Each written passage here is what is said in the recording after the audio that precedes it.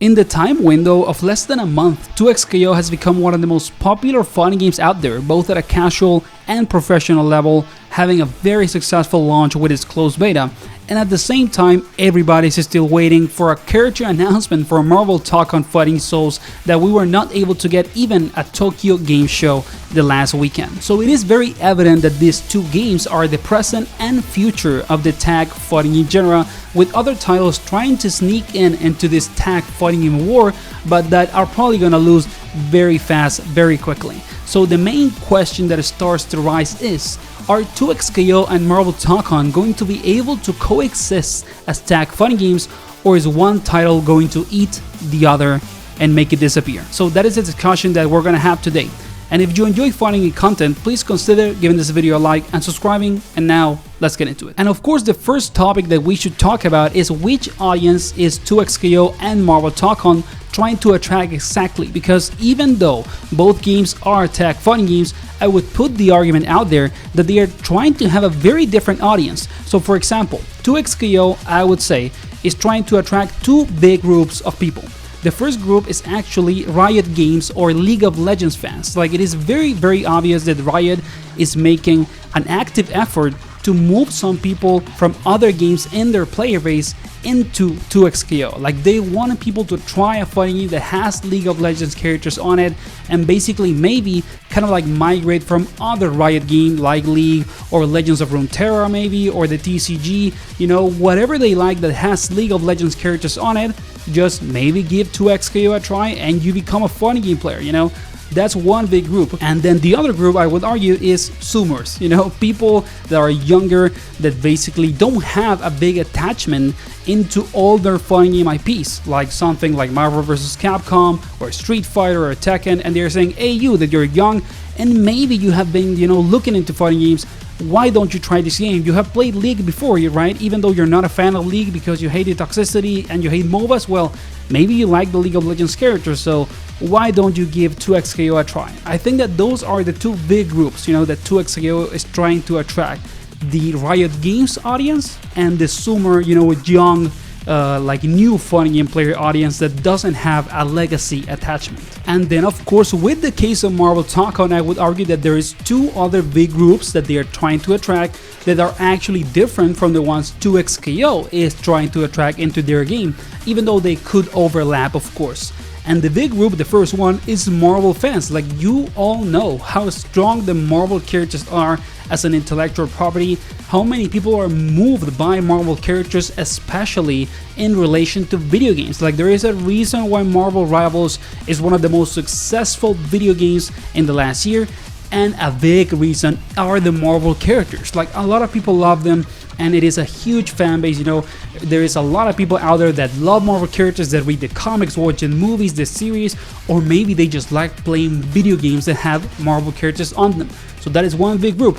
And then the other one, I would argue, is the contrary of the 2XKO second group, and is actually the millennials and maybe boomers of the FGC. People that played Marvel vs. Capcom, that have a legacy attachment to Marvel characters in the fighting game community, and that have already loved a fighting game based on Marvel characters, and they want a new one, you know. I would argue that that is a big group. There's millions of people out there, you know, that love MVC both as player and as what we could call like an audience, you know, that watches high-level gameplay and tournaments and EVO for Marvel vs. Capcom 2 and 3, and even 1 in some cases. So in that sense, that is the second big group I would argue for Tōkon, you know, that legacy FGC Marvel fighting game group. And as you see, those four audiences that I just mentioned for both 2XKO and Marvel Tōkon are not exactly the same. So at least at an audience level, I will argue the games can coexist, even if they are two tag fighting games. And there is overlap, you know, between these four groups. Of course, some people are gonna love both games, but some people are only gonna play one and hate the other. But I would say they are on a fair place, you know, like they are not that different from each other, but they're different enough so that both games can have their own unique audience. And then this is where things become even more interesting, right? Because it's not only about the characters you like, it's not only about the attachment that you might have to the fighting game genre from past experiences, but it is also what are these game developers, you know, that are doing these fighting games actually trying to offer in the gameplay department to attract different audiences so that they don't overlap too much and basically end up canceling each other so that one game eats the other. And the first topic in the gameplay side has to be accessibility, right? Like both of these games are trying to attract players through accessibility and making fighting games easier. 2XKO literally doesn't have motion inputs at all, only directional inputs, which are much easier, and it is obviously a point that is trying to attract people into the genre that have never played it before. And then with Tokon, it is very key that even though the game offers auto combos and it has options to play without motion inputs, it does still have them. So in that sense, it has a more legacy side into the control scheme and gameplay direction because there is an actual option that respects the legacy of motion inputs in the fighting game genre that 2XKO does not, at the base level, because it doesn't even have the option to play with motion inputs, but Tokon does. So there is that big difference right there. Even though it can sound like a detail, it is a statement from the developers saying, okay, we want mainly new players, or we want new players, but also you that has been playing fighting games for 20 years, So that difference is key. It is an aspect that is going to be relevant enough for a lot of people to pick up a game or not. And then of course there is the 2v2 versus 4v4 aspect in the gameplay, because that is also a statement about which players and audience is gonna play a game. Whether you like it or not, the 4v4 aspect in the Marvel Tōkon is the natural evolution of the tag fighting game genre if you take it from the legacy of MVC. Like Marvel vs. Capcom made the 3v3 format for tag fighting games the rule for the genre, like the staple. So this is the natural evolution, like the next step from that legacy. And it makes sense to, build a 4v4 fighting game, and a lot of people thought that it was gonna happen, but that Capcom was gonna be the one to make it, and it ended up being Arc System Works. But 2XKO goes the other way. It actually makes what we could call the mental stack of playing multiple characters less. Because if you want newer players to pick up a fighting game, maybe they don't want to learn 4 characters, they just want to play 2. And of course in Tokon you can only play 1 character with assist, like the devs have said that openly, but the 4v4 aspect is going to inherently be there as an option, and in 2XKO that's not the case. And you can even play with only 1 character in 2XKO without even an assist. So there is a big difference right there also, because there is a clear cut in maybe how deep you can go when it comes to exploration and complexity within the team aspect of both games. So that maybe is going to separate the audiences for both games once again. Okay, so if we take it until here, it seems like both games can coexist. They are trying to attract and appeal to different audiences that, even though have overlaps, they are not exactly the same. So they are not going to 100% compete for the same, players. Then also at the gameplay terms, the games are different enough. Even though they are both tag fighting games, they are offering very different types of gameplay when it comes to the raw experience for the player when they play the game. But there is a last, topic or aspect that I want to discuss, that the more time goes by, the more relevant it becomes for fighting games, and that is esports.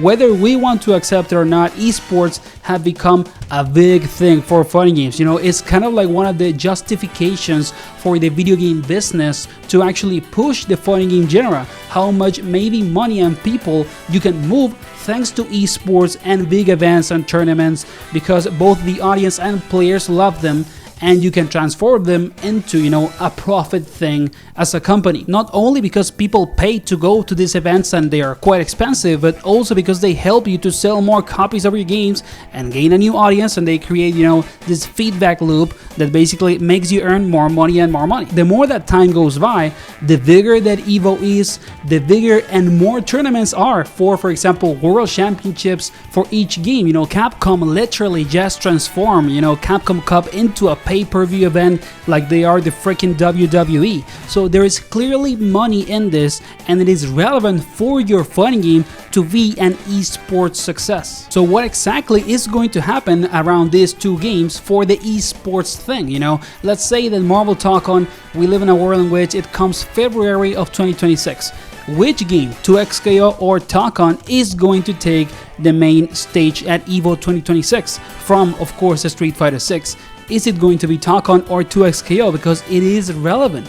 which game takes it for both the developers, the companies that financially back up these games. It is a really important thing. And then which of these games is going to have a better independent circuit to attract more professional players, grow a bigger audience through people that watch the tournaments, make money through the ones that go and see them, and consume the streams and then buy DLC characters or costumes and skins because they see the fighting game tournaments and then get to play the game at home and have fun at a more casual level. So again, the esports aspect is really relevant even if it doesn't look, as obvious as maybe the gameplay or audience target from the games. And I gotta say that until now, 2xKO is doing a pretty good job for this specific thing. And it seems like they are trying to be the esports funny game.